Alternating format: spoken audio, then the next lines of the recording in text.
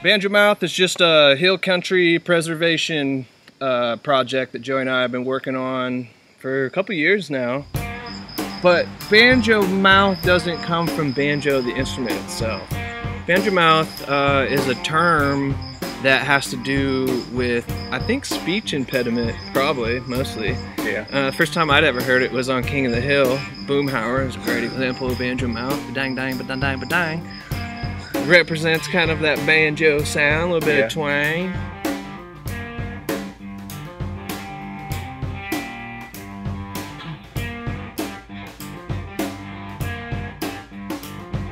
You know, as musicians, we're so worried about it being perfect and pretty and all these things that kind of take away from the music. And, you know, like, me personally, I want to watch somebody bare their soul. You know? It's gotta be real. I know that's hard to do every night, but, you know, you can, it's gotta be real, plain and simple. And that's kind of our motto with Banjo Mouth. It has got to be real.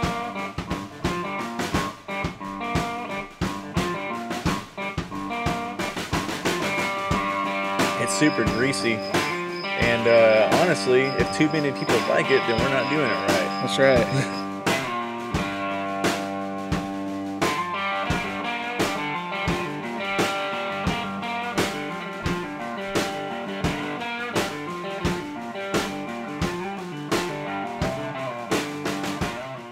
Just been really kicking it hard the last 3 years here and said, you know, man, if we don't do this, now or never. We're not gonna do it. So here we are, we're kind of throwing it all on the line.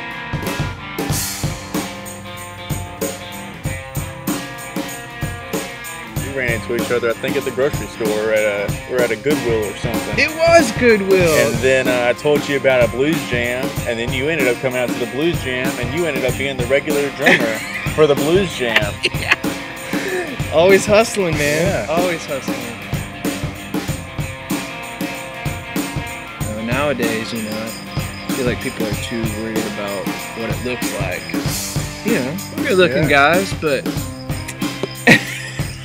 our gentleman's hat. Yeah. We really wanted to start a couple years ago, but I feel like There's a reason why I didn't start then. We weren't ready. There's a reason why it's starting now. I think that, like, if you find some parameters to work within and give yourself a challenge, that makes it more rewarding, I feel like, because, you know, like, not only are we going for the real challenge and no overdubs and doing stuff a little on the ghetto side, you know, two guys trying to milk the thing for all it's worth, you know, like, it's amazing to me that it sounds as big as it does with two people. Yeah. Like, it's so cool when, like, there can be just a guitar slide solo or just some drums and vocals. I feel like the biggest key that you learn as a musician as you're growing up is when not to play. It's a lot of it's just the times, you know, the age that we live in. Yeah. You know, everyone's out here hustling. Everybody's hustling, man. Everybody's broke. Everybody's living paycheck to paycheck.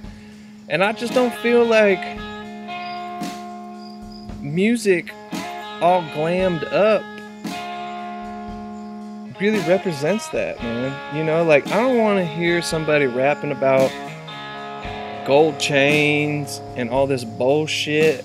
I want somebody to be talking about they ain't got enough money to go to the grocery store. And I want to hear people talking about hard times, man. I mean, wanting to shake the booty. I mean, that's why blues music is still here alive and well, because it's kind of a healing process, or a therapy, if you will. Let's just face it, Joe, we don't live in a rich area, man. Nope. These hats cost way more than we'd make in a week. Yep.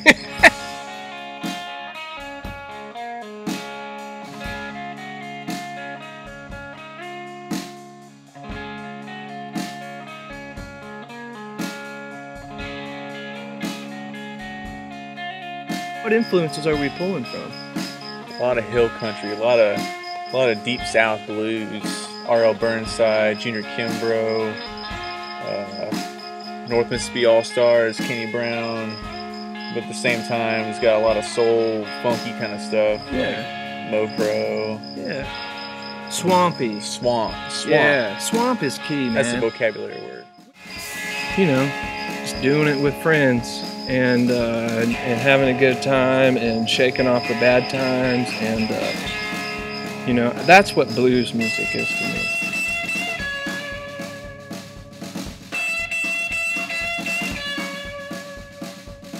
We don't want to do a lot of button pushing, overdubs. You know, what you see is what you get. What you hear on the record is what you're going to see when you come to a live show. Yep.